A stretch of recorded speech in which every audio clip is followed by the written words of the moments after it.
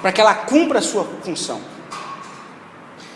A lei, ela precisa de sabedoria como um tipo de exercício contínuo de contextualização. Então, a sabedoria não é lei nesse sentido, porque a sabedoria, ela dá condições da lei cumprir o seu objetivo, especialmente quando o contexto muda, quando surgem fatos inesperados, quando somos assaltados por adversidades que não estavam previstas. Por isso que existe sabedoria. Então, sabedoria não é lei. E é muito perigoso quando a gente tenta transformar sabedoria em lei, que aí não funciona, porque não é o objetivo dela. Eu vejo isso muito, né, quando as pessoas leem Provérbios. Anos atrás era muito comum, hoje em dia eu já não tenho visto tanto, mas era muito comum ouvirem alguns dizerem assim, né? A Bíblia fala que para corrigir o filho tem que ser com vara, não pode ser com chinelo, nem com a mão, tem que ser com a vara, porque a Bíblia está falando. Aí você abre lá em Provérbios e fala, corrigir o filho com a vara, né?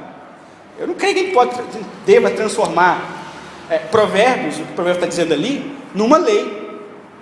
Não acho que seja esse o objetivo da sabedoria conservada nesse texto, para a aplicação das nossas vidas. Quer dizer, eu sou obrigado então a bater no meu filho de vara ainda por cima. Eu não sei nem se tem que bater, né? Em certos contextos talvez, mas não sei se é essa a intenção da lei, mas há uma intenção muito clara na sabedoria que é constatada pela experiência, né? Se você deixar seu filho fazer o que ele bem quiser, se não houver algum tipo de limite, se ele não aprender que existe autoridade a quem ele tem que prestar contas, ele vai ter uma vida muito ruim. Ele vai caminhar a vida dele para uma derrocada. Então, você tem que ter meios para educar o seu filho, para que ele respeite a autoridade. Esse é o princípio que a sabedoria nos ensina. E todas as vezes que esse princípio de sabedoria ele é contraditado, consequências ruins aparecem. Mas eu não posso transformar esse texto numa lei.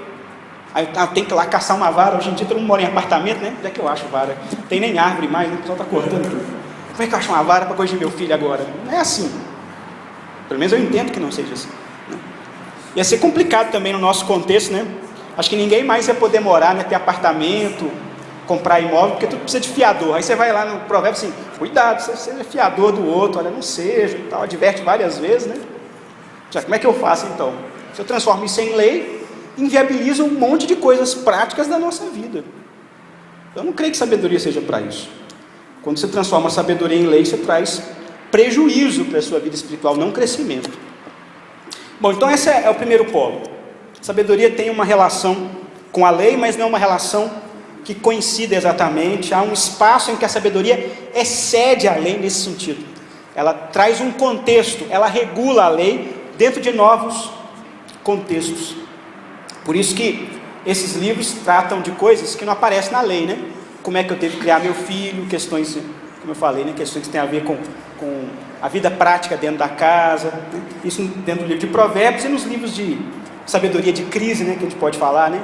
Eclesiastes, quando o cara fica desgostoso, acha que tudo é vaidade, ou então lá em Jó, quando ele começa a questionar a justiça divina, né? Também como é que a gente consegue viver num contexto diferente. Bom, vamos para o outro polo agora. Qual é a relação entre a sabedoria e a graça? Né? Aí pensando mais no Novo Testamento, vamos dizer assim. Eu não estou dizendo que só existe a graça no Novo Testamento, não. Só estou dizendo que lá aparece isso explicitamente, né? Mais abertamente. O Antigo Testamento também já aparece graça, claro, sempre. Mas é onde nós temos a plenitude da revelação na pessoa do Senhor Jesus. Quando aparece o Senhor Jesus, ele é a plenitude dessa revelação, que antes ainda estava parcialmente velada nas figuras, imagens e acontecimentos do Antigo Testamento. O primeiro ponto de contato que eu acho interessante entre sabedoria e graça é quando a gente pensa em graça comum. Não sei se esse conceito é claro para quem está aqui, mas graça comum é essa ação de Deus. Deus está envolvido, Deus está se revelando, até mesmo fora dos espaços que a gente acha que são convencionais. Quando a gente pensa sabedoria e lei, a gente vai pensar em lei como alguma coisa que separa de maneira radical, né, aquilo que é de Deus e aquilo que não é de Deus, né?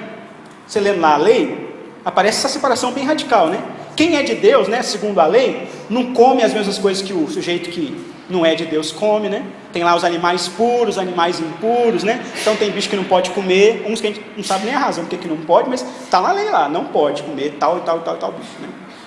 não veste do mesmo jeito, né? Ela fala assim, tem roupa apropriada para o sacerdote, para o homem comum, né? Ele não fala as mesmas coisas do mesmo jeito, e especialmente ele não adora do mesmo jeito, ele adora de um jeito diferente. Há uma separação. A ideia de puro e impuro aparece muito frequentemente associada à ideia de lei, a ideia legal, né? Tal coisa não pode porque é impura. Se você participa disso, você se contamina, você se envolve com algo impróprio, então você tem que fugir daquilo. A lei, então, ela separa de maneira bem radical. Agora, quando a gente vai para o livro de Provérbios, por exemplo, os livros de sabedoria em geral, a gente percebe que esses autores, eles namoraram com um monte de ideias que não faziam parte do povo de Deus, originariamente, né? Então, a turma que estuda aí sabe, né, que tem vários provérbios e coisas assim que vieram de outros povos, né? Que eles adotaram, adaptaram ao seu contexto, reproduziram e continuaram passando de geração a geração. Então, eu percebo nisso aí já um contato com a graça comum. Os sábios que Deus levantou para coletar essas informações de sabedoria, eles se alimentaram de outras fontes de conhecimento. Eles não ficaram apenas parados na lei. A lei era a norma, era o normativo para a vida deles. Era levado muito a sério, né? A ideia do temor do Senhor é aquilo que meio que costura, né? Todos esses livros de sabedoria, todos eles têm essa ideia forte de que uma coisa que você não pode abrir mão de jeito nenhum é o temor do Senhor, e esse temor vem basicamente pelo respeito, o conhecimento e o cumprimento das leis de Deus. Mas a sabedoria não se deteve tão somente nesse cumprimento das leis. Antes ela se alimentou, eles leram outras coisas, eles ouviam outras coisas, e sabiam destacar, olha, isso aqui é proveitoso, isso aqui é bom, esse princípio aqui é interessante, ele não contradiz a lei. Deus de alguma maneira deixou nas diversas culturas, até mesmo nas culturas pagãs, elementos que mantêm um ponto de contato com esse Deus.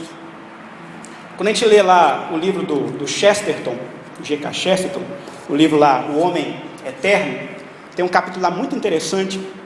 Ele faz uma espécie de análise da história da humanidade, né? Desde os seus primórdios, tal, chegando até o cristianismo, né? Começa lá com o homem na caverna, é a primeira parte do livro. A segunda parte é o Deus na caverna, quando Jesus se encarna, né? O cristianismo dali para frente, umas sacadas assim geniais que ele põe no livro lá. Mas na primeira parte ele fala uma coisa interessante lá no livro. Ele fala lá que uma coisa que eu nunca tinha parado para pensar nisso até ler esse livro, assim, ele fala do mau paganismo e do bom paganismo.